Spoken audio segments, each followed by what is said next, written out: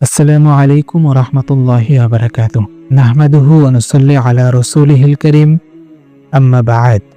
আউযু বিল্লাহি মিনাশ শাইতানির রাজীম। বিসমিল্লাহির রহমানির রহিম। ইন্না মা'আল উসরি ইউসরা। সাদাকাল্লাহুল আযীম। শোয়েবস ইসলামিক রিফ্লেকশনস এর পক্ষ থেকে আয়োজিত আরবি ব্যাকরণ কোর্সে আপনাদের সকলকে স্বাগতম। আরবি ব্যাকরণ কোর্সের ধারাবাহিক ক্লাসের আজকে ৩ নম্বর ক্লাসে আমরা পৌঁছে গেছি। আজকে আলোচ্য বিষয় হচ্ছে কালেমা, যাকে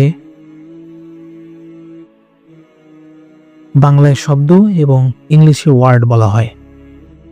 প্রিয় শিক্ষার্থীরা, কালেমা এর অপর নাম হচ্ছে লফজ। কি? লফজ। একে ইংলিশে বলা হয় ওয়ার্ড এবং বাংলায় বলা হয় শব্দ। সহজে বললে, যে শব্দ একা বললেই কিছু বোঝা যায় তাকে কালেমা বলে, যার অর্থ বোঝা যায় তাকে কালেমা বলে। অর্থাৎ একটি শব্দ আর সেই শব্দের অর্থ আছে, এটাই কালেমা। উদাহরণ দিলেই তোমরা সহজেই বুঝতে পারবা। কিতাবুন, কিতাবুন এটি কালেমা। কিতাবুন দ্বারা কি বোঝা যায়? বই। বুক, ইংলিশে বুক, এটা হচ্ছে ওয়ার্ড। বুক মানে কি? বই। বাংলায় বই। বই বললে আমরা কি বুঝতে পারি? পড়ার জন্য একটা সামগ্রী, যেটা আমাদের চোখের সামনে ভেসে ওঠে। এরকম ভাবে কলামুন বললে কলম বুঝি। ওয়ালাদুন, ওয়ালাদুন বললে আমরা সন্তান বুঝি। ইয়াকতুবু মানে লেখা, রাইটস। ইয়াযহাবু মানে যায়, গোস। তাহলে আমরা প্রতিটি শব্দের যেটার অর্থ আছে সেটাই কালেমা, শব্দ, সেটাকে ওয়ার্ড বলা হয়। আরবি ভাষায় ব্যবহৃত শব্দ সাধারণত দুই ধরনের হয়। কয় ধরনের হয়? দুই ধরনের হয়। এক নম্বরে যদি বলি, সেটা হচ্ছে মুফরদ বা একক শব্দ, এক শব্দ, একক শব্দ। দুই নম্বরে হচ্ছে মুরাক্কাব অর্থাৎ যৌগিক শব্দ। মুফরদ, মুরাক্কাব। তাহলে এখন আসো, মুফরদ কাকে বলে? মুফরদ এমন একক শব্দ যা একক অর্থ প্রকাশ করে, তাকে মুফরদ বলে। এই মুফরদকে আবার কালেমাও বলা হয়। মুফরদকে আবার কালেমাও বলা হয়। মুফরদ কি জিনিস? একক অর্থ প্রকাশ করে। একক শব্দ একক অর্থ প্রকাশ করবে। যেমন কলাম, কলামুন একটি শব্দ, এর দ্বারা কি বোঝায়? কলম বোঝায়। খালেদ একটা শব্দ, খালেদ দ্বারা কি বোঝায়? খালেদকে বোঝায়, একজন মানুষকে বোঝায়। আর মুরাক্কাব কি?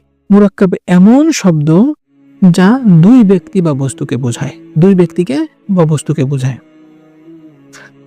যেমন গুলামু জাহিদিন, জাহিদের গোলাম। কলামু জামিল, কলামুন জামিলুন। গুলামু জাহিদিন, গুলাম একজন, জায়েদ একজন। কলামু, কলামুন জামিলুন, কলম একটা, জামিল একটা। এটা হচ্ছে মুরাক্কাব শব্দ। গুলামুন মুজাফ হয়েছে আর জাহিদুন মুজাফেলাই হয়েছে। মুজাফেলাই মানে মুরাক্কাবে ইজাফি হয়েছে। কলামুন হচ্ছে মাউসুফ, জামিল হচ্ছে সিফাত। মাউসুফ সিফাত মানে মুরাক্কাবে তাওসিফি হয়েছে। এই মুরাক্কাবের প্রকারগুলো আমরা পরে জানবো ইনশাআল্লাহ। তাহলে আমরা মুফরদ এবং মুরাক্কাব বুঝলাম। আরবি ব্যাকরণে দুই ধরনের শব্দ ব্যবহৃত হয়, সেটা হচ্ছে একটা হচ্ছে মুফরদ, একটা মুরাক্কাব। এখন কালেমা কত প্রকার? এই দুই ধরনের শব্দ ব্যবহার হয়, সেটা কত প্রকার? এটা দুই প্রকার। এক হচ্ছে ইসেম, ফেল। 3 নম্বরে হচ্ছে হরফ। ইসেম, যেটাকে আমরা বাংলায় বিশেষ্য বলি। যারা বাংলা এবং ইংলিশ জানে তারা জানে বিশেষ্য এবং নাউন কাকে বলে। বিশেষ্য এবং নাউন যেটা, ইসেম সেটা। ফেল বাংলায় ক্রিয়া, ইংলিশে ভার্ব, যাকে বলে ফেলই আরবিতে একই জিনিস। হরফ হচ্ছে বাংলায় অব্যয়, ইংলিশে পার্টিসিপল যেটাকে বলতে পারি আমরা। তাহলে ইসেম ফেল হরফ যদি আমরা বাংলা ইংলিশের সঙ্গে সামঞ্জস্য করে পড়ি তাহলে আমাদের জন্য আরো সহজ হয়ে যায়। তাহলে ইসেমকে বিশেষ্য এবং নাউনকে ইংলিশে আরবিতে বলে ইসেম, ক্রিয়া এবং ভার্বকে বলে ফেল, অব্যয় এবং পার্টিসিপলকে বলে হরফ। বাংলায় আবার কালেমা অর্থাৎ শব্দ 5 প্রকার, এটা আমরা সকলে জানি। বিশেষ্য অর্থাৎ নাউন, ক্রিয়া, ভার্ব, বিশেষণ, অ্যাডজেক্টিভ, সর্বনাম, প্রোনাউন, অব্যয়, পার্টিসিপল। ইংলিশে এরকম ওয়ার্ড, পার্টস অফ স্পিচ 8 প্রকার। সেটা হচ্ছে noun, pronoun, noun, pronoun, verb, adjective, adverb, preposition, conjunction, interjection.